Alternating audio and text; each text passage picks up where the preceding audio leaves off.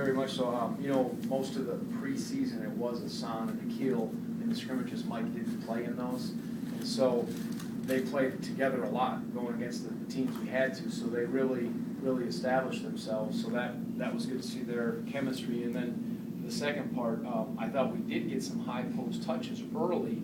And Mike would, get to high post. Mike was on the short baseline. We got some easy looks and had some nice passes. And then all of a sudden we got real stagnant and either didn't get it into the high post or didn't touch the paint. So, but early they were good. Jeff, and then we'll take one more if someone has a question. I know you don't expect to get 17 points from Jontel every night, but did you feel coming out of the scrimmages into preseason that he was going to be more productive offensively and that guy get a few more points?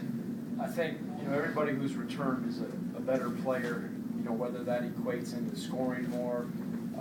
But the guys, or whatever it is athletically, but the guys really did pay the price in the offseason. It's not just lip service. Everybody says they go to work, but they took it upon themselves and they really were purposeful in the areas they needed to address.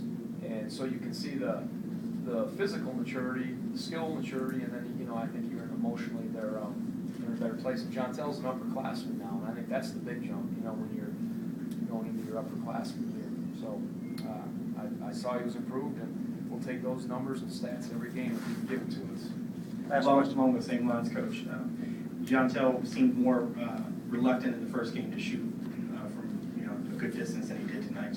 Was that a focused effort on your part, on his part, in terms of coming in tonight and maybe taking those looks when he had them? I think Jontel, he took one at the end of the shot clock, hit one. Other time there's penetration. It was all within the flow of the offense, or it was a situation. Just because he went, 2 for 2 from 3 and on, that doesn't mean he's going to try to shoot it quick. He knows who he is. He's improved his shot.